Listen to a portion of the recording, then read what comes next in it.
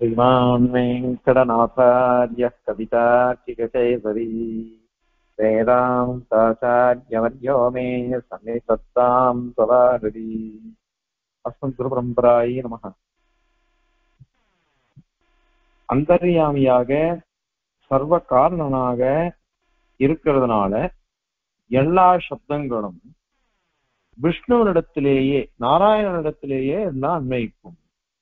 அதனால நாராயணனே பரதேவதை அப்படின்னு சொல்லிட்டு சாதிச்சு முடிச்சுட்டாரு. இப்ப அதன் பேர்ல ஒரு கேள்வி வருது. நேற்று கூட கொஞ்சம் கொஞ்சம் பார்த்தோம். இதுல வாக்கியங்கள்லாம் சிவனை சொல்றது ருத்ரனை சொல்றதெல்லாம் இருக்கு. அதனால சிவன் கூட பரதேவதை சிவன் தான் பரதேவதைன்னு சொல்லிட்டு போடாமே அப்படின்னு ஒரு கேள்வி வருது. அதற்கு பதில் சொல்லணும். ஏன்னா நாம என்ன சொல்லியிருக்கோம் நேற்று ஸ்லோகத்துல, நிருபாதிகமாக சம்பு அப்படின்னாக்கா சம்பு சப்தமோ சிவசப்தமோ இரண்யகர்ப்ப சப்தமோ எம்பெருமானிடத்திலேயே அன்வயிக்கும், நிருபாதிகமாக அன்வயிக்கும் அப்படின்லாம் சொல்லணும். அதான் அவன் என்ன சொல்ற, இது தவறான வாதம். ஏன்னா வெறும் ஆக்கிரகத்தினால நீங்க சொல்றீங்க. சப்த சக்தி நியாமகம் எது? ஒரு சப்தத்தை சொல்லி அந்த சப்தத்துக்கு என்ன அர்த்தம் அப்படின்னு கேட்கணும்னா பிரயோகம் தான் நியாமகம். லோகத்துல எப்படி பிரயோகம் பண்றோமோ அதுதான் நியாமகம். அந்த நியமத்துக்கு ஏற்ற மாதிரிதான் லோகத்துல சொல்லணும். அது சாஸ்திரத்திலேயே அப்படியே கொண்டு வாங்குவோம். ஒரு சப்தத்தை சொல்றோம், அயம் கடகா அப்படின்னு சொல்றோம். கடகான்னாக்கா பானைன்னு அர்த்தம். இந்த பானைங்கிற அர்த்தமானது எல்லா இடத்துலயும் அப்படிதான் அன்வயிக்கும். கௌஹுன்னு சொன்னா பசுமாடுன்னு சொல்றோம். இப்போ கௌஹுன்றது புல்லிங்கத்திலையும் கௌஹுன்னு தான் சொல்லணும். அப்போ ரிஷபன்னு அர்த்தம் வருமா அப்படின்லாம் கேள்வி வரும். அதெல்லாம் கிடையாது. லோகத்துல என்ன பிரயோகம்? கௌ அப்படின்னா பசுமாடு தான். பசுமாட்டுல தான் போய் அதை அன்வயிக்கணும். ஏன்னா அதுலயே லோகத்துல லோக பிரசித்தமான பிரயோகங்கள் எந்த அர்த்தத்துல லோகத்துல பிரயோகம் பண்றோமோ சப்தத்தை அதுதான் பொருள். அதுக்கு நீங்க எப்பத்தியோ சொல்லி அது விஷ்ணு பரமாதான் வருது, சம்பு சிவன் இரண்யகர்ப்பன் சொல்றதெல்லாம் தவறு. ஏன்னா சம்பு அப்படின்னு சொன்னாலே நாமளே ஒரு பிரமாணம் சொல்லுவோம், வைஷ்ணவானாம் யதா சம்பு அப்படின்னு சொல்லுவோம். அதாவது வைஷ்ணவாளுக்குள்ள யார் வசதி அப்படின்னா, எப்படி சம்பு வசதியா இருக்கிறானோ சிவன் ருத்ரன் எப்படி வசதியானோ அந்த மாதிரிதான் மீதி எல்லாம் அப்படின்னு சொல்லணும். வைஷ்ணவானாம் யதா சம்பு அப்படின்னு பிரயோகம். இப்ப அந்த இடத்துல நீ சம்புன்றத நாராயணன் சொல்லுவியா? அப்ப சம்புன்னா சிவன் தான் சொல்ற. நீ சிவன் தான் அங்க சொல்லியிருக்க. அதனால லோகத்துல பிரயோகம் எப்படி இருக்கோ அதுக்கு அனுகுணமாதான் எதையும் சொல்லணும். லோகத்துல பிரயோகம் சிவசப்தமோ சம்பு சப்தமோ ருத்ர சப்தமோ எல்லாமே தேவதாந்தரத்துலதான் பிரசித்தமானது. அப்படின்னு வச்சா அது நாராயணன்லேயே பிரசித்தம், அதுதான் ரூடம், அதுதான் நிருபாதிகமா இருக்கு அப்படின்னு எப்படி சொல்ல முடியும்? அதனால சப்த சக்தி நியமம் எங்க வரும்னா லோக பிரயோகத்துக்கு அனுகுணமாகத்தான் வரும். லோக பிரயோகம் எப்படியோ அப்படிதான் நாம சொல்லிட்டு இருப்போம். பாருங்க, அம்மா அப்படின்னு கூப்பிடுறோம், தாயார அம்மான்னு கூப்பிடுறோம். அதே தாயே அப்படின்னு கூப்பிட்டாலும் தப்பு கிடையாது. ஆனா தாயேன்னு கூப்பிட்டானாக்கா பிச்சைக்காரன்னு விடுவோம். அம்மான்னு கூப்பிட்டா அது லோக பிரயோகம். அப்படிதான் அம்மா அப்படின்னு கூப்பிடுறது தான் நம்மளுடைய பிரயோகம் இருக்கு, லோக பிரயோகம். அந்த லோக பிரயோகத்துக்கு அனுகுணமா தான் நம்ம பிரவர்த்திக்கிறோமே தவிர்த்து தாயேன்னு நம்ம கூப்பிடுறதெல்லாம் வழக்கமே இல்லை. அதனால லோக பிரயோகம் தான் சப்த சக்தி நியாமகமா இருக்கும். அதனால இங்கேயும் அப்படிதான் இருக்கு.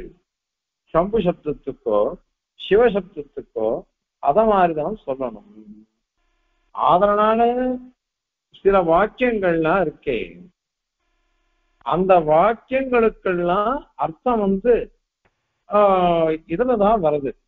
யதா தமஸ்தன்ன திவான ராத்திரி நசன்ன சாஸ்வத் சிவயேவ கேவலஹ அப்படின்னு சிவசப்தமே இருக்குங்க. சிவ ஏவ, சிவன் மட்டுமே இருக்கான், இது எல்லாம் போயிடுச்சு பழைய காலத்துல அப்படின்னு இருக்கு. அது மாதிரிலாம் வாக்கியங்கள் இருக்கு இல்லையோ, அந்த வாக்கியங்கள்லாம் கொண்டு பார்த்தோம்னாக்கா சிவன் தான் முதற்கடவுள், பரதேவத்தை சிவன்னே தோன்றது. அதனால அதை விட்டுட்டு நீங்க இத மாதிரி சொல்றது தவறு இல்லையா அப்படின்னு அவ கேட்கிறா. அதற்கு பதில், சிவன் அப்படின்னு சொன்னாக்கா அந்த பேர் இருக்கே, விஷ்ணுவுக்கு கூட அது உண்டு, பெருமாளுக்கும் அது உண்டு. விஷ்ணுவுக்கு கூட இருக்குது அப்படின்னாக்க என்ன அர்த்தம்னா, பகவானுக்கு தான் நீ சிவனுக்கு ஒண்டிதான் சொன்ன, அது தப்பு. பகவானுக்கு கூட அந்த பேர் இருக்குது. அந்த பேர் இருக்கிறதுனால அதனால சிவசப்தம் பெருமாளுக்கும் அன்வயிக்கும். அப்ப அவ ஒரு கேள்வி கேட்கிறா, சிவனுக்கும் இருக்குன்னு நீ சொல்ற, சிவனுக்கும் இருக்குன்னு சொன்னா என்ன அர்த்தம்? எங்க சிவனுக்கு தான் அந்த பேரு, விஷ்ணுவுக்கும் சிவசப்தம் இருக்கு அப்படின்னு, விஷ்ணுவுக்கும் விஷ்ணோரப்பி அப்படின்னு சுவாமி பிரயோகம் பண்ணிருக்காரு. அதனால விஷ்ணுவுக்கும் இருக்கு அப்படின்னு சொன்னாக்கா அப்ப ரெண்டு பேருக்குமே இருக்குன்னு ஒத்துக்கிற. ரெண்டு பேருக்குமே இருக்குச்சு, வணிக முகம் என்ன? வணிக முகம் என்ன? இது சிவன்ல அன்வயிக்காது, விஷ்ணுவோட தான் அன்வயிக்கும் அப்படின்னு சொல்றதுக்கு மார்க்கம் என்ன? எது பிரமாணம் அப்படின்னு ஒரு கேள்வி வரும். அதற்கு பதில் சுவாமி ரொம்ப அழகா பதப்பிரயோகம்னா பண்ணி இந்த ஸ்லோகத்துல சாதிக்கிறார். சிவத்துவம் அப்படின்னாக்கா மங்கள ரூபத்துவம்னு அர்த்தம். இந்த மங்கள ரூபத்துவமானது ரூடமாக இடுகுறி பெயராக எம்பெருமான் கிட்டேயே இருக்கும். நீங்க சொல்ற ருத்ரன் கிட்டையோ இரண்யகத்பன் கிட்டயோ வேற தேவதைகள் கிட்டயோ அது வராது. அது யாருக்கிட்ட இருக்கும் அப்படின்னாக்கா பெருமாள் கிட்ட ஒண்டிதான் அது அமைஞ்சிருக்காது. அதனாலதான் நாங்க விஷ்ணுவுக்கு கூட இருக்குது அப்படின்னு சொல்றது என்ன அப்படின்னாக்கா, இத சிவனுக்கும் ஒத்துண்டு பெருமாளுக்கும் ஒத்துக்கிறோம் அப்படின்ற மாதிரி அந்த அர்த்தம் இல்லை. ஏன்னா நாராயண சப்தமானது எப்படி பெருமாளையே கூறுமோ அந்த மாதிரி சிவசப்தமானது ருத்ரனையே சொல்லும் அப்படின்னு நீ சொல்ற, அது தவறு. அத சொல்றதுக்கோசரம் விஷ்ணோரப்பி அப்படின்னு அபிஷப்த பிரயோகம் பண்ணார் சுவாமி தேசிகன். விஷ்ணுவுக்கு கூட வர்றது அப்படின்னா நாராயண சப்தம் மட்டுமே பெருமாள் இடத்துல அன்வயிக்கும். அது பெருமாள்கிட்ட ஒண்டிதான் அது அன்வயிக்கும் நாராயண சப்தம், வேற யாருக்கிட்டையும் நாராயண சப்தம் போகாது. நம்ம யதீஸ்வராள்லாம் இருக்காளோ இல்லையோ சன்னியாசிகள்லாம், அவள்லாம் என்ன பண்ணுவான்னாக்கா நாராயண ஜபந்தான் அவ பண்ண சொல்லிருக்க அவளை. அடையன் பரவாகட்டும் சுவாமி பெரியவரே அந்த காலத்துல சேவிச்சேன். அந்த காலத்துல சேவிக்கிற சமயத்துல சுவாமி என்ன பண்ண நாராயண நாராயண நாராயணன் அப்படின்னு சாதிச்சார் பெரியவர் பரவாகட்டும் சுவாமி. அடையனதுக்கு கேட்டேன், மாதிரி இது நாராயண சித்தனே சொல்றாளே அப்பெல்லாம் தெரியாது இல்லையோ, 28 வயசோ 29 வயசோ அடையனுக்கு. அப்பா அந்த சுவாமி சாதிச்ச, அதுல நாங்க யதீஸ்வராள் சன்னியாசிகள் மோக்ஷாசிரமிகள்னு பேரு. மோக்ஷாசிரமிகளா போயிடவே நாங்க யாருக்கும் ஆசீர்வாதம் பண்ணக்கூடாது, க்ஷேமமா இருக்கு சௌக்கியமா இருக்கு அப்படின்னு சொல்லக்கூடாது. நாங்க அதனால யாரு சேவிச்சாலும் நாராயண நாராயண நாராயணன் சொல்லிடணும். இதுக்கு பிரத்யபிவாதம்னு பேரு. பிரத்யபிவாதம்னாக்கா ஒருத்தர் சேவிச்சான்னு நினைச்சுக்கோங்க, நம்ம திருப்பி சேவிக்கிறது, அதுல ஒரு வாக்கியம் ஒண்ணு சொல்லணும். எப்போ அடியேன் ஒருத்தரை சேவிக்கிறேன், சுவாமியை சேவிச்சாக்க சுவாமி அப்ப என்ன சாதிப்ப? ஆயுஷ்மான் பவ நாராயண சர்மா. சர்மான்னு இருக்கணும், 3 மாத்திரைகள்ல சொல்லணும். ஆயுஷ்மான் பவ நாராயண சர்மா அப்படின்னு சொல்லணும். அதுக்கு இந்த பேரே தெரியலன்னு வச்சுக்கோங்க, ஆயுஷ்மான் பவ சௌமியா அப்படின்னு சொல்லலான்னுட்டு இது ஒரு ஆச்சாரம். சௌமியா அப்படின்னு சொல்லணும். அவ கோத்திரத்தான் சொல்லி சேவிப்பா, அப்ப சேவிச்சு இத மாதிரி சொல்லணும். இது இருக்கு. யதீஸ்வரால் இதுக்கு கூடாது. அவன் ஆசீர்வாதனையும் பண்ணக்கூடாது, ஆயுஷ்மான் பவன் சொல்லக்கூடாதவா. ஏன்னா அவ மோட்சத்துக்கு போறவா. மோட்சத்துக்கு போறவா நீங்களும் மோட்சத்துக்கு வாங்கன்னு தான் கூப்பிடணும். மோட்சத்துக்கு வாங்க கூட்டானா அவன் சேவிக்கவே மாட்டான். ஏன்னா அவன் நன்னா இந்த லோகத்துல விபூதியில இருக்கணும் அப்படின்னா எல்லாரும் ஆசைப்படுறா. லீலா விபூதியில இருக்கணும்னு ஆசைப்படுறவனை போய் மோட்சத்துக்கு என்னோட வந்துருன்னு கூட்டா யாரு வருவா சொல்லுங்க. அதனால சுவாமி இந்த பார்த்து இந்த மாதிரி நாராயண நாராயண நாராயணன் சொல்லிடணும். அதுதான் நம்ம சம்பிரதாயம். இதுல கூட ஒரு விஷயம், தர்மசாஸ்திர விஷயம். நம்ம சம்பிரதாயத்துல கீழ் ஆசிரமி மேல் ஆசிரமியை சேவிக்கிச்சே திருப்பி சேவிக்க வேண்டாம். ஒரு பிரம்மச்சாரி கிரகஸ்தனை சேவிச்சாக்க கிரகஸ்தன் திருப்பி சேவிக்க வேண்டாம். கிரகஸ்தன் வானப்பிரஸ்தனை சேவிச்சான்னாக்கா வானப்பிரஸ்தன் கிரகஸ்தனை சேவிக்க வேண்டாம். சன்னியாசியை சேவிச்சாக்கா 3 பேரும் சேவிக்கலாம். பிரம்மச்சாரி, கிரகஸ்தன், வானப்பிரஸ்தன் 3 பேரும் சேவிச்சா சன்னியாசி திருப்பி சேவிக்க வேண்டாம். இது நம்ம சம்பிரதாயத்துல வச்சுருக்கோம். ஆனால் அந்த யார சேவிக்காமோ அவன் ஆச்சாரியரா போயிட்டான்னு வச்சுக்கோங்க. ஆச்சாரியரா போயிட்டாக்கா எந்த ஆசிரமமா இருந்தாலும் சரி சேவிச்சுதான் ஆகணும். எப்படி அப்படின்னாக்கா, எம்பெருமானார் சன்னியாசாஸ்திரமி, சன்னியாசி திருக்கோட்டியூர் நம்பிகள் வர அவரை காவேரி மணல் வெயில் காயறது அதுல விழுந்து சேவிச்சுட்டே இருக்காரு. ஏன்னா இவர் சன்னியாசி, அவர் கிரகஸ்தர்.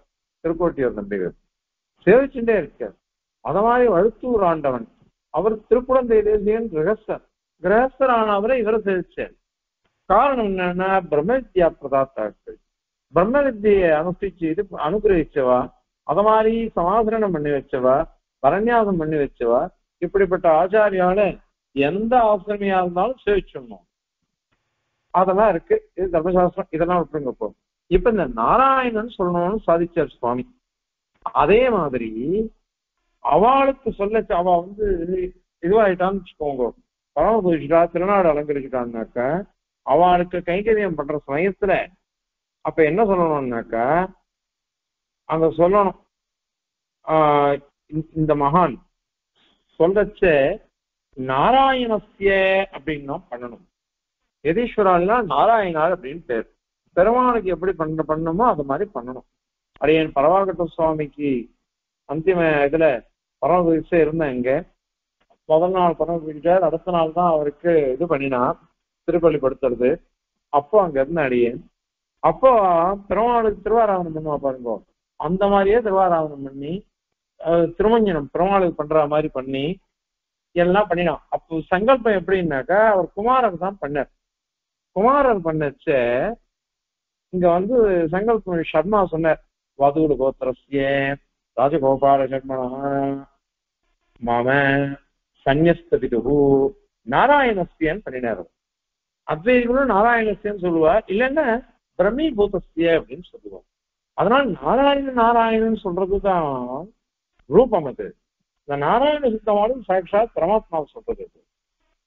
அதனால நாராயண சப்தத்தினால சொல்லப்படுறது வேற எந்த தேவத்தையும் சொல்லாது, எவரமானையே சொல்லும் அது. ஆனால் சிவசப்தம் இருக்கு பாருங்க, அப்படி இல்லை. நீ இருக்கணும் சொல்றதுன்னு சொல்லுவேன், நான் நாராயணனின்னு சொல்றதுன்னு சொல்லுவேன். அது அதனால அசாதாரணமான சப்தம் கிடையாது சிவசப்தம். அதுக்கோசரம் விஷ்ணுவை கூட அது சொல்லும் அப்படின்னு சொன்னார். நம்ம சகஸ்ரநாமம் சொல்றோம், சர்வ சர்வஸ்யவஸ்தானு அப்படின்னு சொல்றோம்.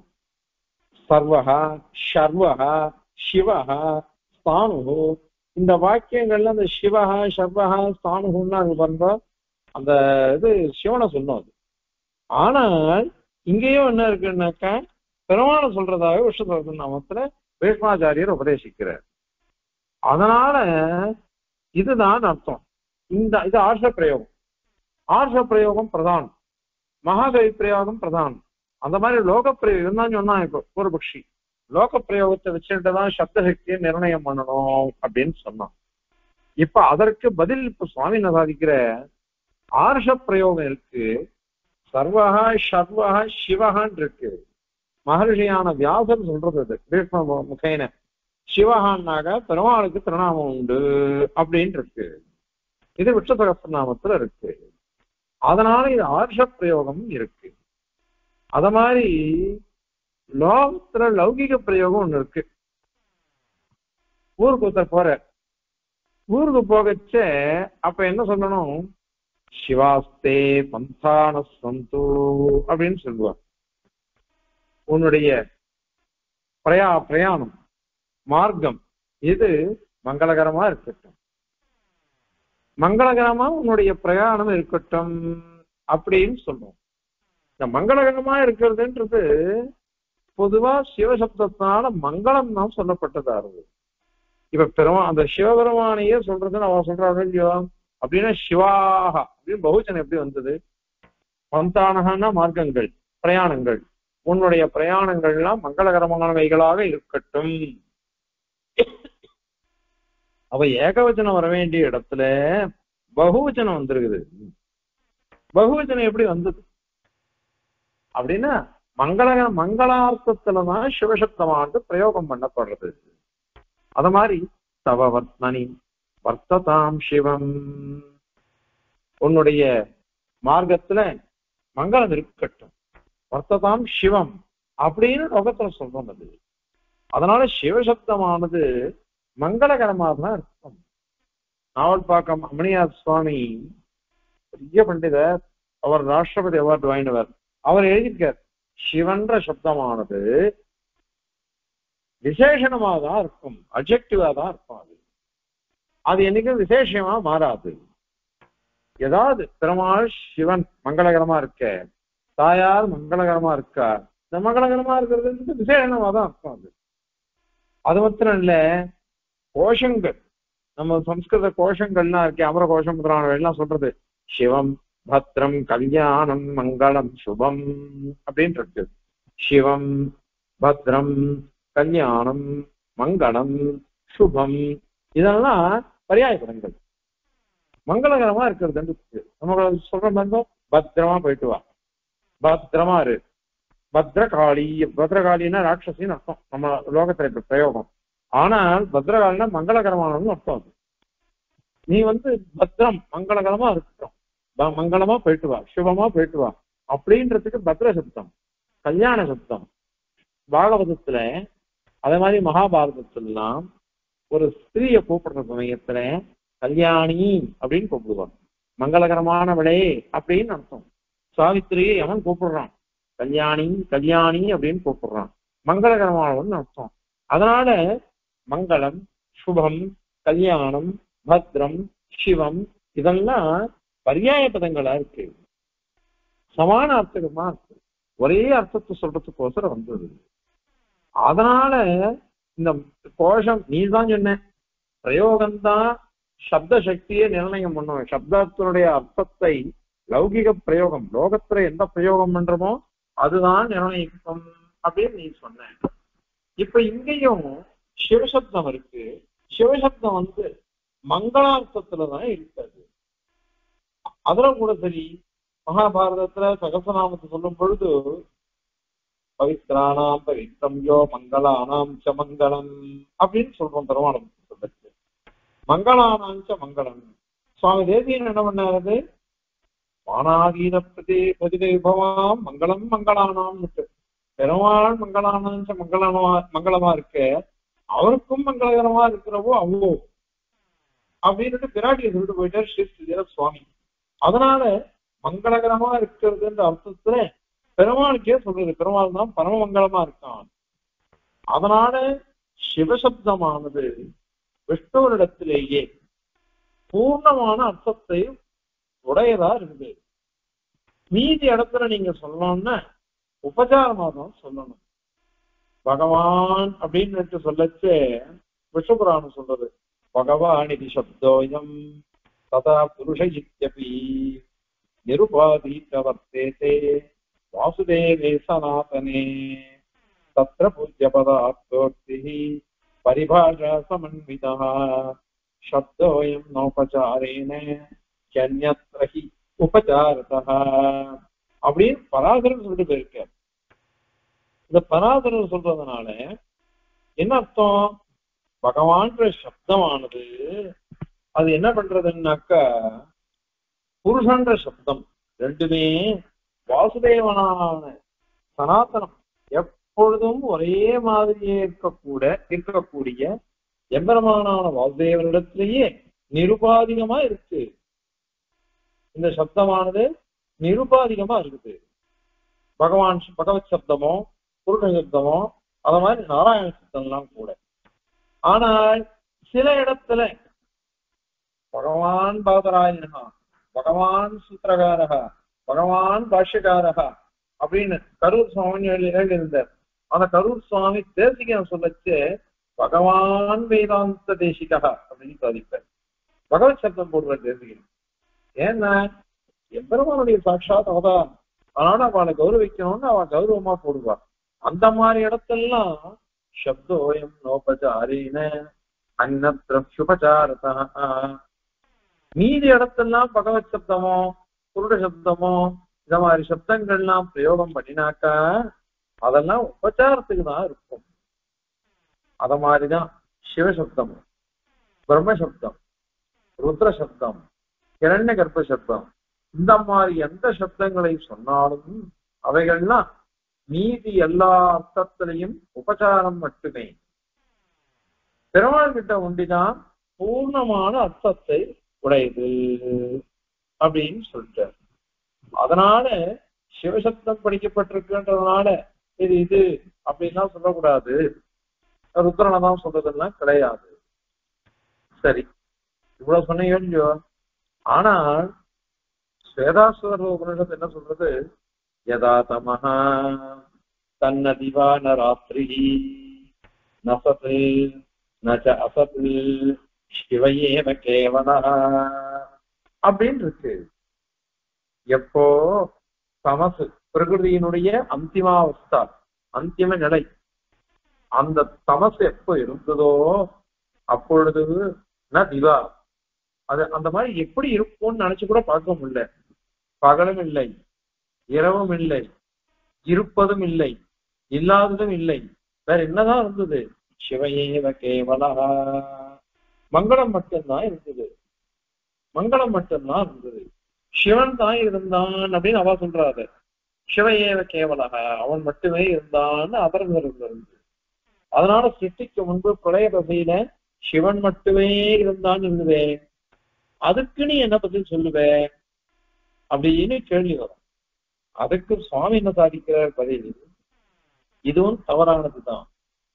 இதெல்லாம் சுவாமி தேசிகன் புதுசா சாதிச்சிருதான் நினைக்க வேண்டாம்.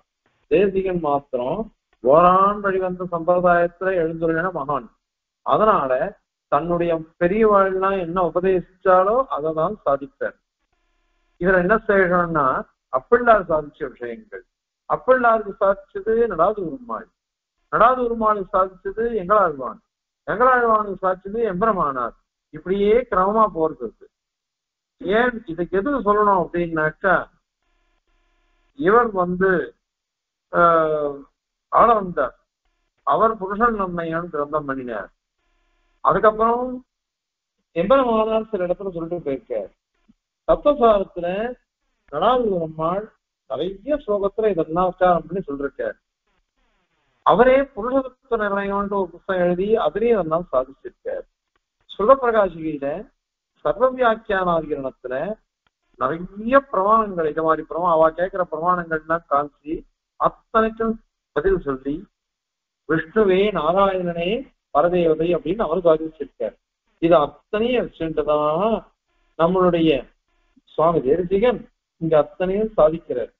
என்ன சாதிக்கிறார்னாக்கா, சிவன் தான் இருந்தான், அவன் மட்டும்தான் என்று கொள்ளியோ, இது அனுவாதம் தான், விதிவாக்கியம் இல்லை, அனுவாதம் தான். அப்படின்னா என்ன அர்த்தம்? முன்னாடி எது தெரிந்ததோ முன்னாடி தெரிஞ்ச விஷயத்தை திருப்பி சொல்றது அனுவாதம். முக்தஸ்ய அனுக்திஹி அனுவாதக அப்படிங்கிறார். முக்தஸ்ய அனுக்திஹி ஏற்கனவே தெரிஞ்ச விஷயம் சொல்லப்பட்டது, அதை சொல்றதுதான் இங்க அனுவாதம் பண்ணப்படுறது. முன்னாடி என்ன அப்படி முன்னாடி இங்க சொல்லப்பட்டிருக்கணுமே, அது சிவனை சொல்லல. அங்க சொல்லச்ச என்ன சொல்லிச்சுன்னாக்கா பெருமாளை சொல்லிட்டு போச்சு. பிரளய காலத்துல பிரம்மாவும் இல்லை, சிவனும் இல்லை, நாராயணன் மட்டுமே இருந்தான்.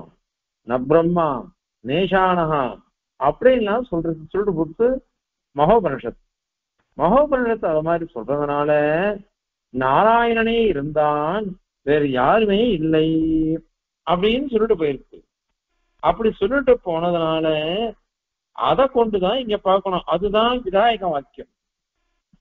அதனால் நீ பிரளய காலத்திலே அவள்லாம் இல்லை, யாருமே இல்லை அப்படின்னு சொல்றது. இங்க எங்கேயாவது நாராயணன் இல்லை, சிவன் தான் இருந்தான், நாராயணன் இல்லைன்னு சொல்றதா? சிவன் இருந்தான்னு சொல்றது. ஆனால் அந்த சிவசப்தமோ மங்களார்த்தகம், மங்களார்த்தகம் அப்படின்னு தான் அர்த்தம் வரும். அது ஏற்கனவே சொல்லிட்டோம்.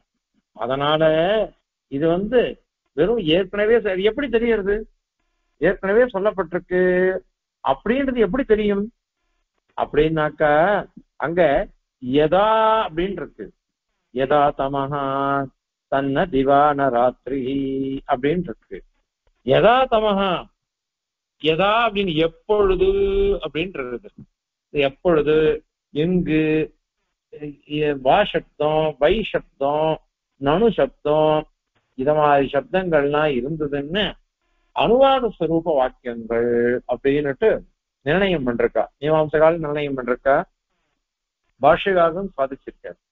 அதனால எந்த இடத்துல கழு, வா, யதா சப்தம், எச் சப்தம் இதெல்லாம் இருக்கோ அதெல்லாம் அப்படின்னுட்டு இங்க யதான்னு ஆரம்பிச்சிருது. யதான்னு சொன்னதுனால எப்பொழுதுன்னுட்டு, எப்பொழுதுன்னாக்கா பிரளய காலம்னு அர்த்தம். அது பிரளய காலம்னு சொல்றது எப்பயோ வேற எங்கேயோ சொல்றது பிரளய காலத்தை. அது மகோபனிஷத்துல சொல்றது. மகோபனிஷத்துல சொல்றதுச்சு நாராயணன் மட்டுமே இருந்தான், வேற யாருமே இல்லை, பிரம்மாவும் இல்லை, ஈஸ்வரனும் இல்லை, ஈசான சிவன் அவனும் இல்லை அப்படின்னு நாங்க சொல்லிடுத்தது. அப்படி சொல்றதுனால அது அனுவாத ரூபம். நீங்க சொன்ன வாக்கியம் அனுவாத ரூபம், நாங்க சொல்ற வாக்கியம் விதாயக வாக்கியம். ஆகையினால முன்னாடி எந்த வாக்கியம் வந்ததோ அதுக்கு அனுகுணமாகத்தான் நீங்க சொல்ற வாக்கியத்தெல்லாம் நயனம் பண்ணணும். அதனால அது இருக்குது.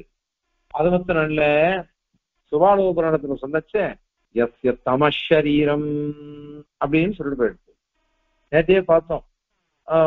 சர்வபூதாந்தராத்மா, ஏக சர்வபூதாந்தராத்மா அபகதபாத்மா திவ்யோ தேவ ஏகோ நாராயணா அப்படின்னுட்டு சுபாலோபுரணம் சொல்றது. அந்தர்யாமியாக எம்பெருமான் இருக்கான், நாராயணன் இருக்கான்னு சொல்லிடுச்சு. அப்ப அந்தர்யாமியா இருக்கான்னு சொன்னாக்க அவன் அந்தர்யாமின்னா அவன் எது உள்ள இருக்கான்னு சொல்லணும் முடியோ, எப்படி இருக்கான்னு சொல்லணுமே. அப்ப சொல்லச்சு எஸ்ய தமசரீரம் அப்படின்னு அங்க சொல்றது. எவனுக்கு தமசப்தா விதேயமான தமசப்தத்தினால் சொல்லப்படக்கூடிய பிரகிருதி அது சரீரமா இருக்குதோ அப்படின்னு இருக்குது. அதனால தமசுக்கும் அந்தர்யாமி நாராயணனே, நாராயணனே தமசுக்கும் அந்தர்யாமியா இருக்கான் அப்படின்னு சொல்றதுனால அந்தர்யாமி பிராமண சித்தமான சர்வ ஷரீரித்தம், சர்வ ஆத்மத்துவம், நிருபாதிக ஆத்மத்துவம், அதனாலேயே சர்வ காரணத்துவம் எல்லாம் நாராயணனுக்கு தான் இருக்கு. அதனால இங்க சிவசப்தன் கூட பெருமாளிட்டியே சொல்லணும். அது அப்படி சொன்னாதான் அன்வைக்கும். சரி, அப்படி சொல்லாட்டா என்ன ஆயிடும் அப்படின்னு விரோதம் வரும், பாதம் வரும். மீதி வாக்கியங்கள் எல்லாம் பாதம் வந்துடும். அது ஏன்னா மகோபரணத்துல லய பிரகரணம் சொல்லச்ச ந பிரம்மா நேஷானா அப்படின்னு அவளுக்கே லயத்தை சொல்லிட்டு கொடுத்தது, அவளுக்கே பிரளயம் அழிவு. அதனால சுவாமி உதாரிக்கிற பரதவிதா பாரமார்த்தியாதிகாரத்துல கைதி பிரம்மணோ நாம ஈஷோகம் சர்வதேகினா ஆவாம் பவாங்கே சம்பூதோ தஸ்மாத் கேசவ நாமவான் அப்படின்னு சாதிக்கிறார். கா அப்படின்னு சதுர்முக பிரம்மாவுக்கு பேரு. நான் எல்லாருக்கும் ஈஸ்வரனா இருக்கேன். நாங்க ரெண்டு பேரும் உன் திருமையிலிருந்து உற்பத்தி ஆனவா, அதனால உனக்கு கேசவன்னு பேர் வந்துச்சு அப்படின்னுட்டு அவர் சாதிக்கிறாரு. அதே மாதிரி தாசபூத சுத சர்வே ஹியாத்மான பரமாத்மனா அதோகம் அபிதே தாச இதுமத்வா நமாம்யகம் அப்படின்னுட்டு சுவாமி உதாரிக்கிறார். இந்த லோகத்துல இருக்கக்கூடிய சேதனங்கள் எல்லாருமே, எல்லா ஆத்மாக்களும் பரமாத்மாவான எம்பெருமானுக்கு தாசர்களாக இருக்கா. அதனால அடியேனும் தாசனா இருக்கேன், அந்த சிந்தனையிலேயே உங்களை நான் சேவிக்கிறேன் அப்படின்னுட்டு ருத்ரனுடைய வசனம். சுவாமி பரதேவதா பாரமார்த்தியாக அதிகாரத்துல ஒரு அழகான வாக்கியம் போடுற, சர்வஜனான ருத்ரனும் தானே சொன்னான் அப்படின்னு சாதிக்கிறார். அப்படிதான் வசனம் மறந்து புத்து. சர்வஜனான ருத்ரனும் தானே சொன்னான். சர்வஜன் அப்படின்னு பதப்பிரயோகம் பண்ணிருக்காரு. நான் சுவாமி கிட்ட இப்ப காலக்ஷேபம் பண்ணிச்சு கேட்டிருக்கேன், என்னப்பா சுவாமி கிட்ட சர்வஜன் சாய்க்கிறேன்னு. ஆமா, தன்னுடைய தாசத்துவ சுரூபத்தை தெரிஞ்சு நான் இல்லையோ, அதனால அவன் சர்வஜன் அப்படின்னு சாய்ச்சார் சுவாமி. அழகான விளக்கம் பாருங்க. தான் தாசன் சேடதீக சுரூபம் அதை தெரிஞ்சின்றதுனால அவனுக்கு சர்வஜன் வந்துருச்சு பேரு. அதனால இங்க மாதிரி நிறைய வாக்கியங்கள் ஸ்மிருதி வச்சனங்களையே நிறைய எடுத்திருக்க சுவாமி தேசிகன். அதனால இந்த மாதிரி இருக்கு. வேற எங்கேயுமே பெருமாளுக்கு அதை மாதிரி சொல்ல. பெருமாள் தொலைய திசையில அழுகி போயிடுவான், லயத்தை அடைஞ்சிடுவான் அப்படின்னு எங்கேயுமே சொல்லவே இல்லையே, எங்கேயுமே இல்லை. அதனால இந்த நாராயண சப்தங்கிறது எப்படிப்பட்டதுன்னாக்கா, அது சம்ஞா வாட்சின்னு நேர்த்தியே சொன்னோம். சம்ஞா வாட்சியா போயிடவே அது எப்பொழுதுமே என்ன பண்ணும் அப்படின்னாக்கா, பெருமாளை மொத்தம்தான் சொல்லும். அது பெருமாளை மொத்தம்தான் அது சொல்லும், வேற யாரையுமே அது சொல்லாது. அதனால அந்த நாராயண சப்தம் தான் பிரதானமான சப்தம். விஷ்ணு சப்தமும் நாராயண சப்தத்துக்கு சமமான சப்தம். அது விஷ்ணு சப்தத்தினால வியாபித்துவம் சொல்றது, சர்வ வியாபகத்தையும் வியாபித்து இருக்கிறவன் அப்படின்னு சொல்றது. அதனால அதுவும் நாராயண சப்தத்துக்கு சேர்ந்தது. சத்விஷ்ணோ பரமம் பதகம் சதா பஷ்யந்தி சூரையா அப்படின்னு நாம நித்தியபடி சேவிக்கிறோம். நித்திய சூரிகள் எப்பொழுதும் சேவிச்சுட்டு இருக்கா அப்படின்னு சொல்றோம். அது மட்டும் இல்லாம சோத்வன பாரமாப்னோதி தத்விஷ்ணோ பரமம் பதம் அப்படின்னு கடவுள் சொல்றது. நசிகேதஸுக்கு யமன் உபதேசிக்கிறான்.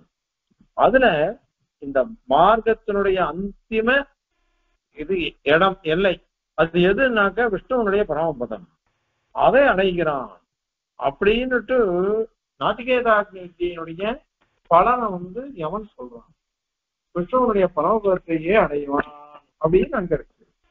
அதனால இதை அத்தனையும் ஒன்னா வச்சு பாருங்க. நாராயண சப்தமோ விஷ்ணு சப்தமோ எப்பொழுதும் ஒரே அர்த்தத்தை கூறும், வேறு எந்த அர்த்தத்தையும் சொல்லவே சொல்லாது. அதனால நாராயண பதம் தான் இங்க பிரதானமானது. சிவன் அப்படிங்கிற சப்தங்கள்லாம் இதுல சேர்ந்தோம், மங்களகரமானது. அத மாதிரி நாராயண சப்தத்துக்கு விசேஷணமா இருக்கிறது, அல்லது நாராயணையே சொல்லக்கூடிய சப்தம் அது. அதனால எல்லாம் அப்படி சேர்ந்து விடுறதுனால அவனிடத்திலேயே அன்வயிக்குமே தவிர்த்து இந்த நீங்க சொல்ற ருத்ரன் கிட்ட போய் அதை அன்வயிச்சிடும் அப்படின்றதெல்லாம் தவறு. அத மாதிரி கிடையவே கிடையாது. அத இந்த ஸ்லோகத்தினால சுவாமி விளக்கமா சாதிக்கிறார். அதனால இவா விஷ்ணுவோ க்ஷமிக்கணும் சிவனோ ஹிரண்ய கர்ப்பனோ இவா பரபிரம்மங்கள் இல்லை. இவா பரபிரம்மங்களே இல்லை. பரபிரம்மத்துவம் அவளுக்கு வராது, பெருமாளுக்கு மட்டுமே அது வரும் அப்படின்னு இங்க தீர்மானம் பண்ணி சாதிக்கிறார். இப்போ ஸ்லோகத்தை சேவிச்சு அதனுடைய தாத்பரியத்தை பார்க்கணும்.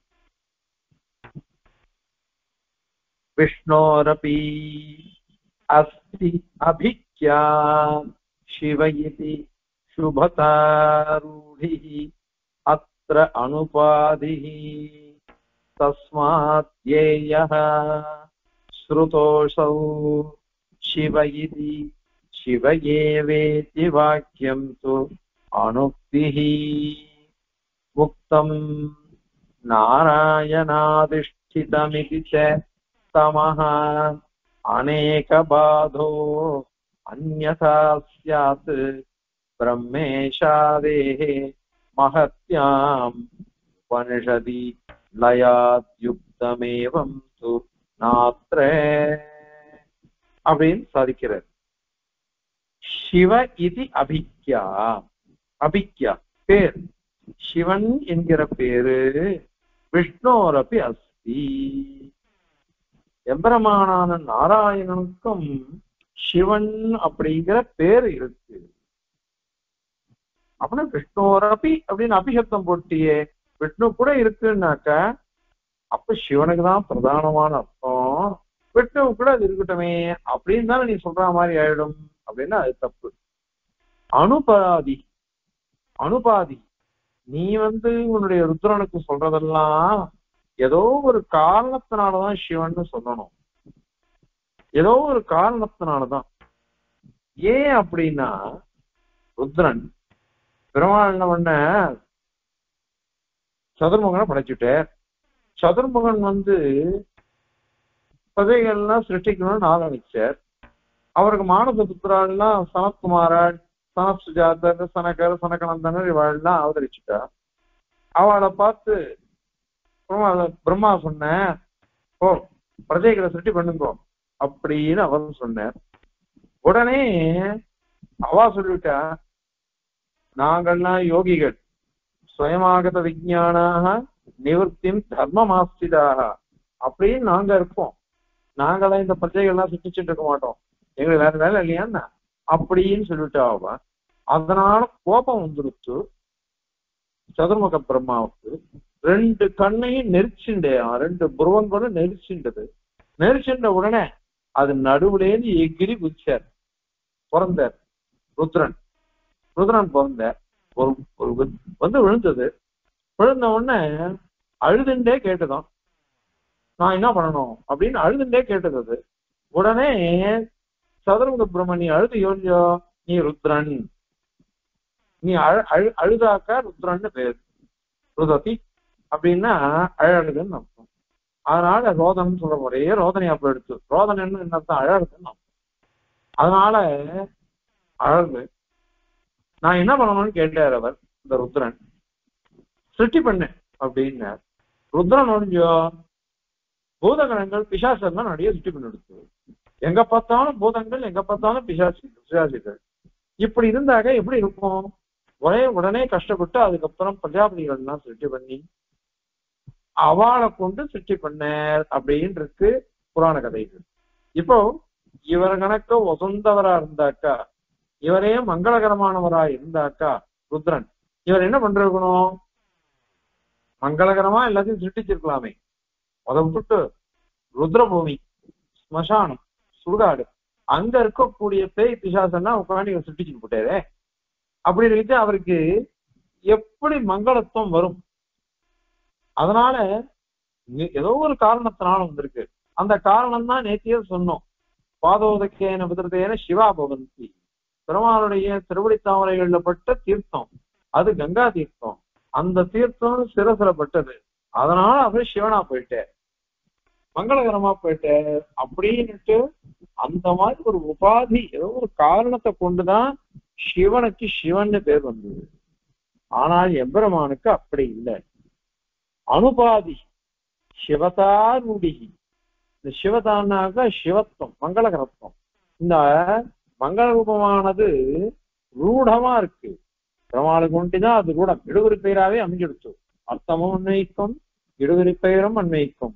உங்க ருத்ரன் கிட்ட அந்த மாதிரி கிடையாது. அப்போ சகஜ சக்தி எங்கன்னா அத்திர விஷ்ணுவரிடத்திலேயே. பெருமாள் கிட்டதான் அந்த சிவத்துவம் மங்களகரத்துவம்ன்றது ரூடமா சித்திக்கும். அது வேற யாருக்குமே சித்திக்காது. அது பகவானுக்கு மாத்திரமே அது அன்வயிக்கும். அதுக்குதான் நிறைய உதாரணம் சொன்னோம். சர்வ சர்வ சிவஸ்தானோ அப்படின்னு சொன்னது அது. அத மாதிரி சிவாஸ்தே பந்தான சந்தோன்னு லோக பிரயோகம் இருக்கு. அந்த மாதிரிலாம் இருக்கிறதுனால அதுதான் மங்களானாஞ்ச மங்களம்லாம் மகாபாரதத்துல ரிஷியே சொல்லிட்டு போயிருக்காரு. அதனால இந்த காரணத்தெல்லாம் வச்சுட்டு பார்த்தோம்னாக்க எம்பெருமானுக்கே அவைகள்லாம் அன்வயிக்கும். அது சரி. யதா தமஸ்தத்திர சிவான திவான ராத்திரி நாங்க சிவ ஏவ கேவலான்னு சிவனை முடிதான்னு சொல்லிருக்கிறது. அதற்கு எப்படி பதில் சொல்லுவீங்க நீங்க அப்படின்னு கேட்டா, சிவ ஏவேதி வாக்கியம் தூ, அந்த வாக்கியத்துல சொல்லப்பட்டது என்னன்னா அனூக்திகி. உக்திகி சொல்லப்பட்டது, அனூக்தி திருப்பி சொல்லப்படுறது. அது அனுவாத ரூபந்தான். அது ஏன் அப்படின்னா யதா அப்படின்னு ஆரம்பிச்சிருக்கு. எப்பொழுதுன்னுட்டு, எப்பொழுதுன்னாக்க பழைய காலத்தை எதான்னு அங்க சொல்றது. எதான்னா முன்னாடி ஏதோ ஒண்ணு சொல்றது எங்கயோ, அததான் எதான்னு இது அனுவாதம் பண்றது. அது எங்க இருக்கு அப்படின்னாக்க சமஹ, சமஸ்தத்துவமானது நாராயண அதிஷ்டிதம், நாராயணனுக்கு சரீரமா இருக்கிறதுனால அது எம்பெருமானால ஆளப்படுவதாக உள்ளது, அதிஷ்டிதமா இருக்கு. எங்க எஸ்ய தமசரீரம் அப்படின்னுட்டு நாராயணனே அந்தர்யாமி அப்படின்னு நாங்க இது உத்தம் அப்படின்னு சொல்லப்பட்டிருக்குது. நாங்க சொல்லல, ஸ்ருதி சொல்லிருக்குது. எங்க சொல்லித்தேன்னா சுபாலோபுரம் சொல்றது. ஏக சர்வ பூதாந்தராத்மா அபகத பாத்மா திவ்யோ தேவையே கோ நாராயணா அப்படின்னு சொல்லிட்டு போயிடுச்சு.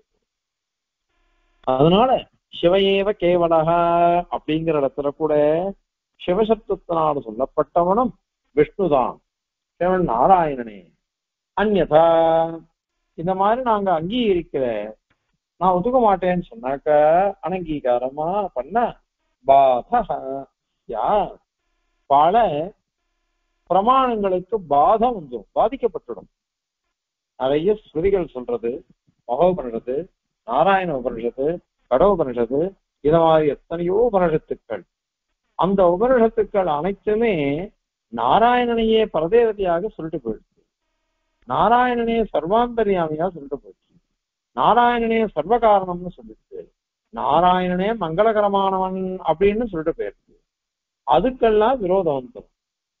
ஸ்மிருதிகளும் அந்த மாதிரிதான். அது மனுஸ்மிருதியில இந்த நாராயண சப்தத்தை கொண்டுதான் ஆசீதம் தமோ பூதம் தமோ பூதம் அப்படின்னு ஆரம்பிச்சு இந்த பிரபஞ்சம்லாம் எப்படி இருந்துதான் பிரளய காலத்துல தமஸா இருந்துதான் அவ்யக்தமாக.